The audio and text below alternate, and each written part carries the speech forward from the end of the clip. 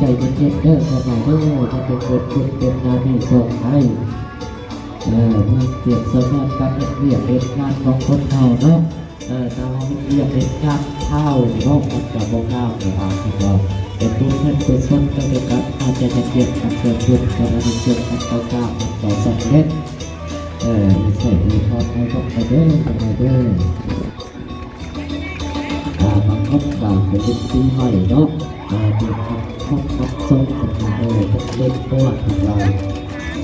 หลังจากวันเดียวเนาะคนส่งเราก็มาเป็นตัวก็เป็นนักกฎกันเด้อจะเพื่อได้ก็มาเด้อ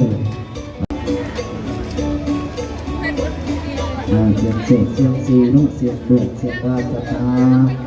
มีเสียงหอดเป็นจังหวัดมันสิเด็ดเป็นจังไปเนาะก็มาได้อยากขอหยุดในห้องติดเก่าเก่าเกินมาจนเกินเป็นเมื่อเด้อสาธุให้ปัดดีให้ปัดดีปัดเก่าดีปัดเก่าเป็นเจ้าโมหกเป็นสงสัยให้ปัดเจ้ามาถูกจงมาให้ปัดเจ้าอยู่เด้อสาวที่สองปัดไปเลยตอนยังมีโอกาสตอนยังมีเวลาเนาะตอนยังมีเรามีแรงมีหิบซาเนาะมีความพัฒนาเป็นบุญกุศลเท่านี้เราจะทำมาว่าทำควรจับโยพุทธนำสังคมอยู่จิตใจเอาเลยมันจับที่กองของป่าตัดตานั่นแหละมันจะเกิดบุญเกิดอานิสงส์เราว่าอยากเสียงโศกเสียงสีเนาะก็มีเด้อก็มาทำความใส่วันเนาะเราอยากพูดต่อแก่เข้ามาเลยว่ามีความสุขรักใจก็เข้ามาเลยเด้อเป็นผูกแก่เลยเป็นอย่าง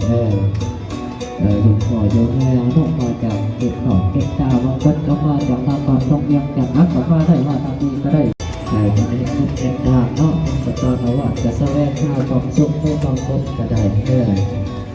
ความสุขมันก็คือดีใจที่ความสุขนั้นก็คือความพอใจในสิ่งที่ต้นปีเนาะความพอดีในสิ่งที่ต้นเป็นมันที่เกิดขึ้นเกิดอะไรทรงก็มาเลยจุดหัวจุดแม่หอจากทุกเหล่าประกาศสื่อประกาศเจ็บเป็นภาพกับประกาศประกาศจนสื่อจะปรับติดตาบางคนก็มาจากเรียนจับมาได้มาลิขในบดีเนาะบางคนก็มาจากประเทศไทยก็มาแล้วลูกน้อยลูกแม่ของคนมาพูดต่อกันมาเกิดกันเมื่อเนาะจึงกับเงินกับสารเกิดเป็นสิริมงคลได้หลังจากคนตะกุดตะหูทำชงแล้วนอกมาเลยหลวงพ่อหลวงแม่ห้องมาต้องญาติมาต้องอายเด้อการเห็นบุญเป็นภาพแล้วก็ต้องญาติมาต้องอายอะไรก็ควรมาตาต่อถึงบุญมาต้องรอด เนาะมาเข้ามาเลยเด้อหยกคอหยกแก่จับกันผูกจุกกันแทงกันเข้ามาเด้อถูกคอก็กันมาต้นการจับเมื่อต้องที่ทอดมาที่เป็นเพื่อนเนาะเราหยกคอหยกแก่เพิ่งเข้าต่อตามแม่ไปที่เนาะถูกแล้วนะกลับมาได้ยังไงเนาะ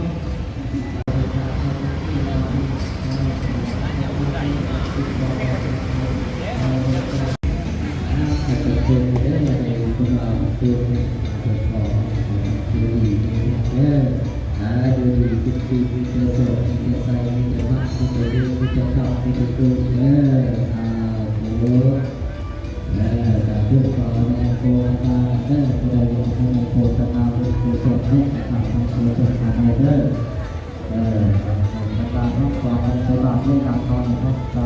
ดูไปบนขอบคุณสู่เด้อทำการสบายทางใจความสุขยาที่ไหนความใจยาสติเด้อและให้มาให้พ่อแม่ในทุกท่านอาศัยเรื่องรักน้อยมาเด้อให้ทำให้พูดให้ยิ้มหวานโนสุขภาพมาเด้อปัจเจริญ